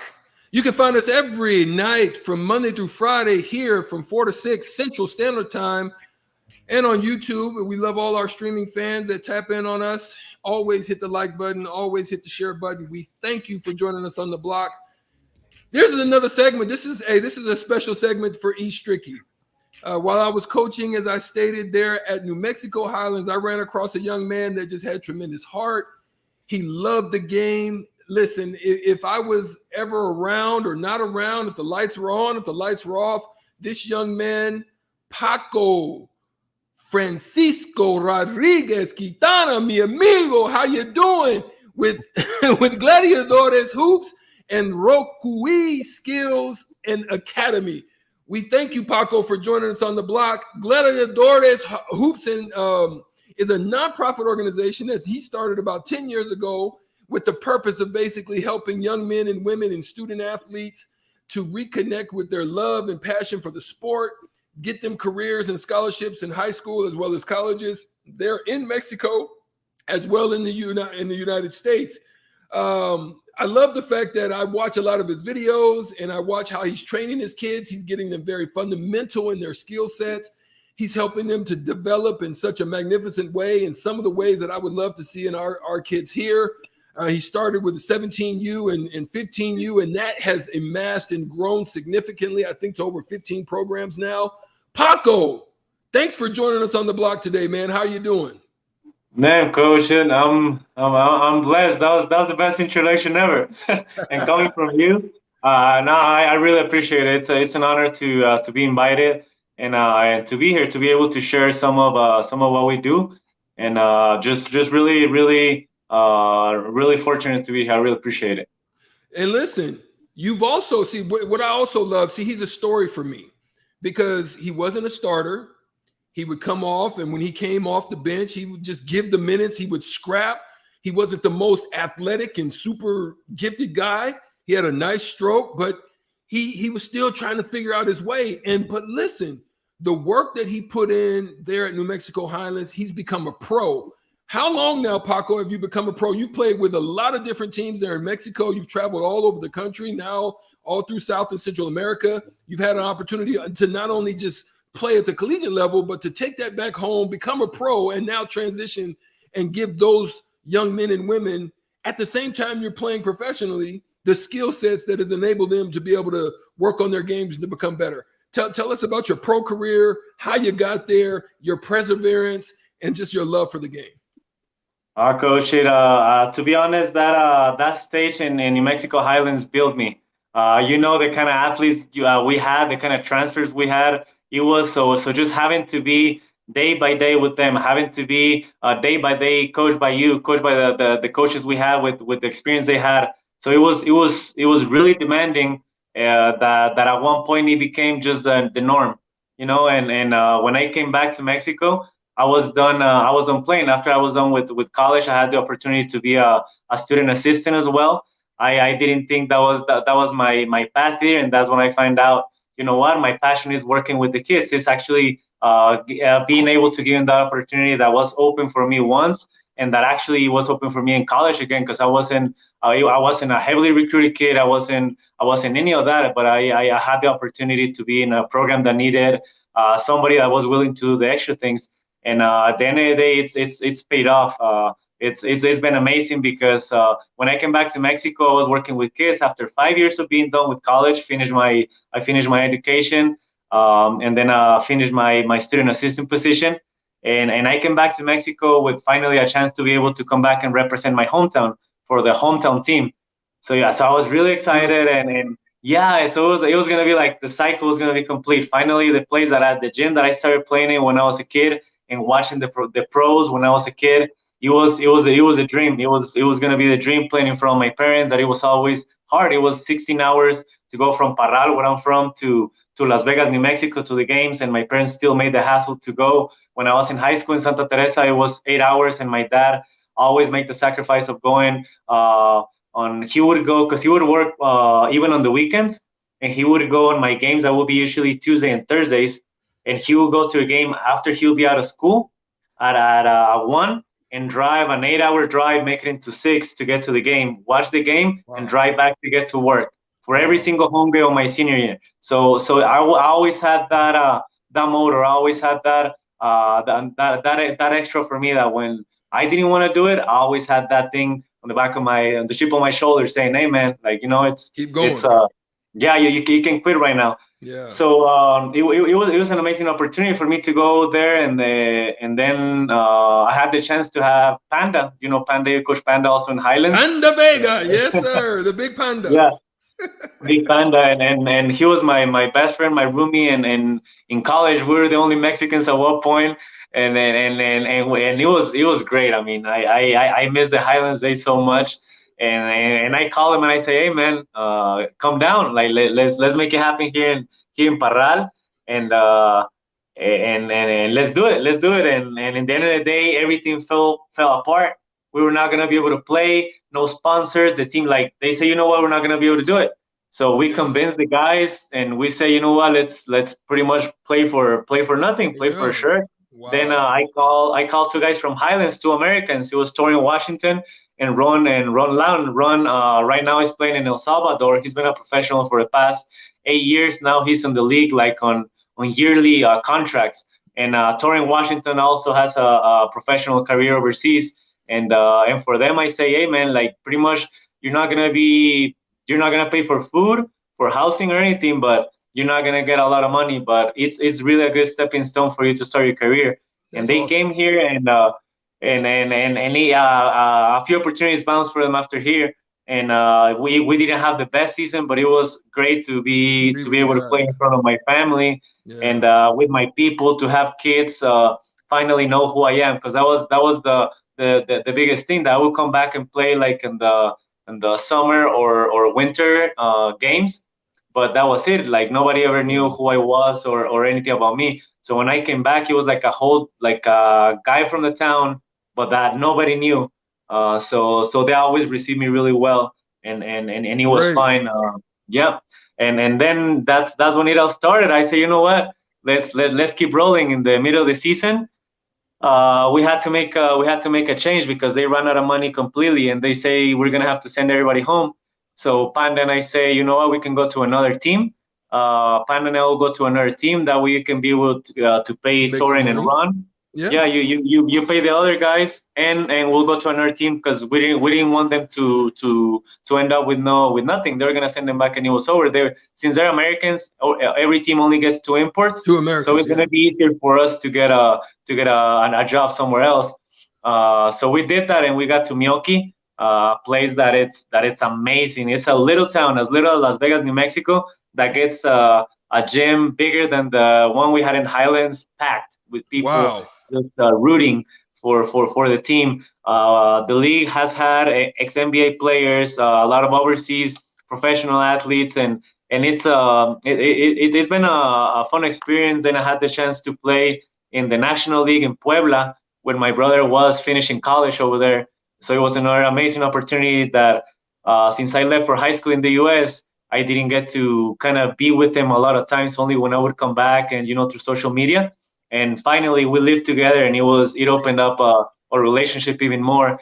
And then awesome. I had the chance to play here in Chihuahua, where I'm now, with my sister, somebody that I also didn't have the chance to be with, and my little my nephews. So it kind of gave us that opportunity to also spend time and be together. And then that year that I was in Parral, it was just me with my parents in the house. So I was a big spoiled kid, big family now. Oh man, yeah. So and now I'm here in Chihuahua playing with my brother in the same team. My family came to the games because we're 2.5 hours, and my sister lives in Chihuahua. My girlfriend's here. Like, yeah, it's amazing. It's amazing. Good yeah, and it's been a blessing. Yeah, I also had the chance to play in Baja California in a league that pretty much the teams are Los Cabos, both of Los Cabos, La Paz, Loreto, Mulegé. The good league. All the teams are beach. I'll play for free. Like I'll play for free to go there. It's amazing. And my brother and I kind of got on a mission through Roque and Gladiadores, and we say, wherever we go, let's change it. Let's make sure that wherever we go, we can leave that mark and plant that seed. That every professional team, why not force the imports to work on clinics weekly with the local kids? You know what? Because I know that the job is to play, but you see, like right now, the team right now, we have 2 imports, 2 Americans. Jeff Lefbetter, he played in the sports in the G League. He's an amazing guy, one of the most amazing human beings I've met. And then we had JD Weatherspoon, another guy that's played overseas for a lot of time. The nationals, we had Emmanuel Trinidad, that's been on the national team for Mexico for youth. Jesus Gonzalez, that was on the national team for Mexico when he was the 12 Guerreros, and the biggest hype, the first year that we make it to the World Championship in 40 years, he was part of that group. Yeah. And then so that's like the group. So I'm like, well, how much do they know? And including me, like I had the opportunity to be in the U.S. My brother made a career here in college in Mexico, and he got it, like the way everything happened for me in college in the U.S. He opened the whole way for us down here in Mexico. And so there's so much that I think we can contribute to the kids, and why not force us to go? If we are 8 players that they're paying money, that they're keeping us in a really nice hotel, that they're giving us food, that they have Ubers call for us to go wherever we want, and they treat us super nice. I think it's a responsibility that we should have to give back, and why not take turns in going? I'll go twice a week, 1 hour. That's it. Like just twice a week, go 1 hour with the club and teach them. There's so much that each of these guys have learned overseas that I might have learned from you guys in the US, that my brother might have learned from a coach or two. So that's kind of the mission that we're on, to kind of start with the rookies and change the veteran idea that everybody has of how things are and how it used to be, at least here in Mexico, and what we can control, and hopefully it can start expanding and it can turn into something bigger. Awesome. Bach has a question for you, and then we're going to be up against the break, but we thank you for sharing your story. Go ahead, Bach. Yeah, I was kind of wondering what the college level is like in Mexico. Is there aspirations for those kids to play in the U.S., or is the college set up enough that's kind of the primary focus of young basketball players as they try to make their way eventually, obviously, to pro leagues? But what's the college system like down there? So actually, the system that they're doing right now in Mexico is called AVE. And it started no more than 10 years ago. My brother was actually on the first ever group that tournament started, and he pretty much copies the NCAA March Madness system. So pretty much it gets broken down into Elite 8, and then pretty much it's a Division 1 and Division 2. Whoever wins the Division 2 gets the opportunity to jump into Division 1, and Division 2 is separated into regions. Division 1, it was 18 teams from all over the country, and they get to play. They play everybody twice, either home or away. So it's a really nice opportunity because they play all over the country. But the level, it's to be honest, nowhere near. It probably be something close to a Division 2 junior college. But it's improving so much. We're having more players that are playing right now in Spain, that are playing in the U.S., and that actually that have way more impact than that probably we had when we were in college. We have a kid right now that is in UCLA, that's on the national team. We have a couple other guys that are in junior college that we know they're going to be representing us and doing big things for us. So right now we have no Mexicans in the NBA, so it makes it hard. But the system's pretty good. Right now with the COVID, everything stopped, but they're back on track, and it's like after COVID, basketball here in Mexico grew so much, and it's like everybody wants to play now. So it's a great moment for everybody because there's so many more teams in Division 2 and in Division 1, and a lot of more people willing to invest. So it's a nice system, but we are a few years behind. But trust me, there's a lot of talent, there's a lot of heart in the kids here in Mexico, and I mean, you guys are more than welcome. I talked to Coach about having you guys down here for the 10th tournament Gladiadores that we have, and so you guys can see a little bit of how the kids play around here too. Paco, I love you, man. Thank you so much for joining us on the block, man, and sharing your story. Listen, you've continued to impress me. I love watching your videos and the stuff, the training that you give those kids is next level stuff, man. I really would hope that you would be able to get a coaching job and to be a development coach somewhere in the States at some point in time, if that's your goal. But I know you're doing a mission right now. You're working with those kids. Kudos to you and your family. Thanks for joining on the block, and maybe down the road we'll have you on again at some point in time. Maybe do a live from down there or something when I'm down there. Yes, sir. Thank you guys so much. It's a really, really great opportunity. I feel really honored to be honest, Coach, to be invited by you.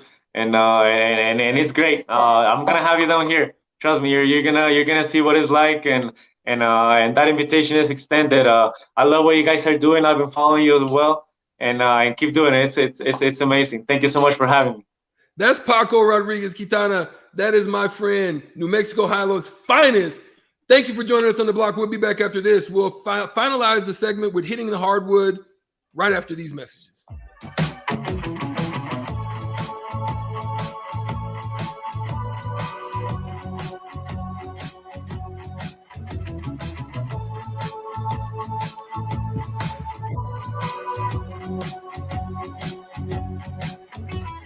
I know that a lot of times, Mom, it might not seem like I'm listening to you, but I am. I hear you. And what you say really does matter to me. I mean, let's be honest. No kid likes rules, but I get why we have them. I hear you, and I know it's because you care. For more information about talking with your kids about underage use of alcohol and other drugs, visit underagedrinking.samhsa.gov. Sponsored by DHHS and aired in cooperation with the Nebraska Broadcasters Association and this station. This is Dan Friedman. Between 2010 and 2019, distracted driving caused more than 40,000 car crashes in Nebraska, resulting in over 14,000 severe injuries and deaths. Please keep your eyes on the road. If you have a smartphone, put it away while you're behind the wheel. It will help keep our community safe and secure. This message is brought to you by Friedman Law Offices, helping injured people. It's what we do. It's all we do. Find us at friedmanlaw.com today.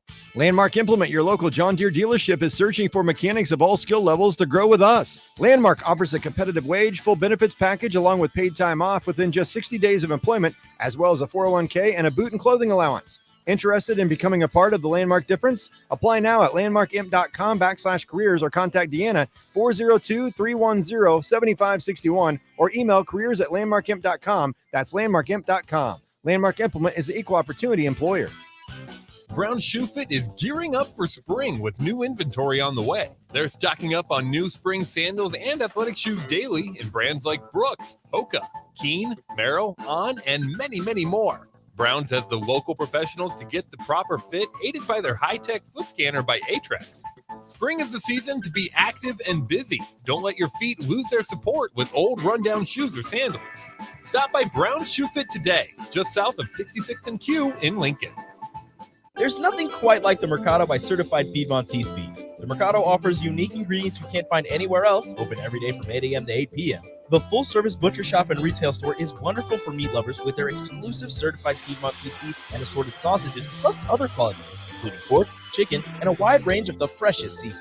Plus, every Friday from 11 to 2, the Mercado serves up the best lunch in town on their Friday Feast menu. Stop in at the Mercado today at 84th and Havelock or visit their website at cpmercado.com to see current deals.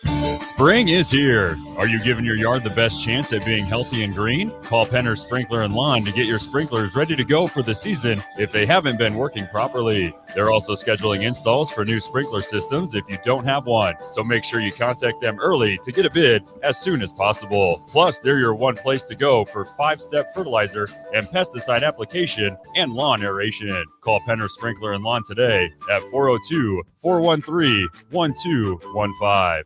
Our Remington Homes has really expanded and taken off in the last 5 years. Bob Benish of Aspen Builders, talking about their exciting new division, Remington Homes, which makes the home building process easier and more affordable. The exciting thing about a Remington home is you get to choose your floor plan from predetermined floor plans. You can select your options. We give you a lot of choices. By selecting certain floor plans, they're just easier to build. And you couple that with our great lot selection in all different areas. People do not want to be married to their house payment. They want to get a nice house with nice finishes in a great area for an affordable price. And that's what Remington Homes are all about. Home building is easier with a Remington home from Aspen Builders at 423-6811. Online at remingtonlincoln.com. remingtonlincoln.com. Springtime is here,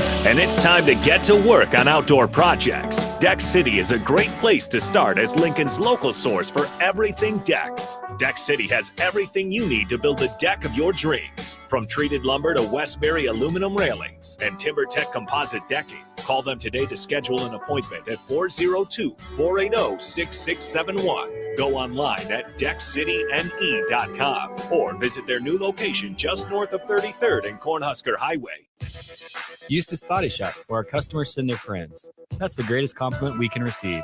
If you've been in an accident, we'll get you back in your vehicle as quickly as possible. Our technicians care about you and your family and repair your vehicle to factory standards. We handle your claim from start to finish and provide a free loaner car.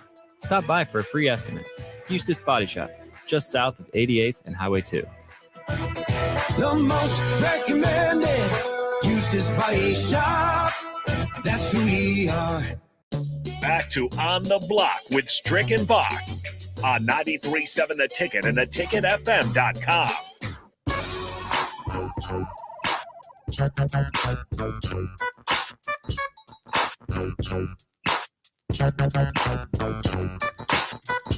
It is time for Hitting the Hardwood here on the block, our daily segment geared toward the NBA. And what a time to have the segment, because the NBA playoffs are right around the corner. A few more play-in games, tomorrow night before we know the final seeding. Atlanta and Cleveland. We'll tip it off at 6:30 tomorrow night. That's going to be a heck of a game. Both those teams, for what it's worth, Atlanta now with 44 wins on the season with their victory last night. Cleveland, with their loss, they still have 44. So I mean, that's a good matchup. The West, not so much, but you could have some pretty interesting stuff if New Orleans can get it done. CJ McCollum saying that's the start of something for the Pelicans. If they can knock the Clippers, who were in the Western Conference Finals last year, out of the playoffs, then obviously we won't see Kawhi this year. That's one thing that's pretty interesting, and I'd love to see Tron Lue, and I'll always cheer for the Clippers as long as he's there, get in there and make quite an interesting round one for the Suns at the top there. I don't think the Pelicans quite push the Suns, but the Clippers can. So very interesting stuff there on part of the play. They look good, man. They actually look pretty good. The Pelicans actually looked really good in that game that I watched last night. To be fair, it was the Spurs. Not to say, I mean, any team can push you on a given night, but again, these are teams that are well below 500. So yeah, I didn't expect the Spurs to give them like too much of trouble, but they just basically are just trying to throw guys together, and they're rebuilding. They're in a rebuilding mode, and for them to make the playoffs that's a phenomenal feat with the team that they have. I'm gonna be honest. It's weird to watch Greg Popovich without stars, because he's just always had Tim Duncan by his side, or, obviously Kawhi and just a lot of guys that you can point to. It makes you look pretty good when you can, have this weapon and fill this out here. But when you just have a bunch of young guys and Josh Richardson, some guys just thrown on there, it's kind of interesting. I hope to see the Spurs back being pretty good one day. And I at least want to see Pop get one more chance at a nice title run for himself. But as far as what we're going with here today, plenty of stuff to get to other than the play-in games tomorrow night. We'll just kind of go through them pretty quickly. Miles Bridges was ejected last night. Amid his ejection, he got upset and threw his mouthpiece. He meant to hit a fan who was haggling him. Shouldn't have done that to begin with, but it ended up hitting a different fan, a 16-year-old girl.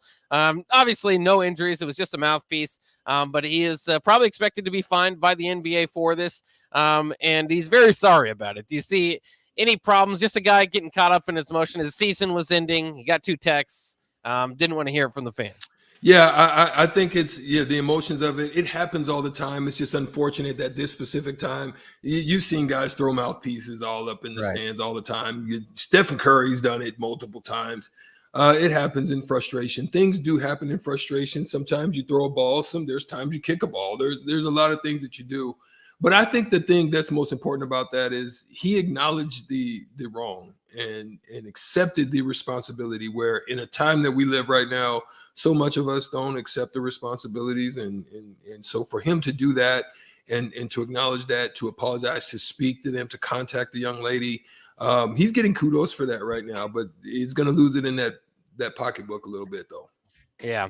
Just a minute here as we wrap it up. A lot of injuries to kind of update you on. Ben Simmons is targeting game 4, if not game 5 or 6 of the series against the Celtics for his Nets debut. On the opposite side there, Robert Williams is looking probably at the same time frame to try to get in and be that defensive anchor for the one Celtics. That's important is Doncic. Go ahead. Yeah, I'll get to that in a second. Steph Curry is on track to make his return. He's just got a scrimmage today to see if he can do it without issues. He'll be back for the playoffs against Denver. Doncic is expected to miss game 1, maybe game 2, Mavericks and Jazz. That's expected to be a great series to begin with, but without Doncic, I don't know. That's going to be tough without Doncic. They need him back. But he's a young guy, and injuries are but that calf is a tough injury. I mean, because you could put your Achilles at risk. And so I would be very careful with Doncic with that one. That'll wrap it up for On the Block today. We'll be back tomorrow for a Friday show. Ticket weeknights coming up next. Southeast Community College is training tomorrow's workforce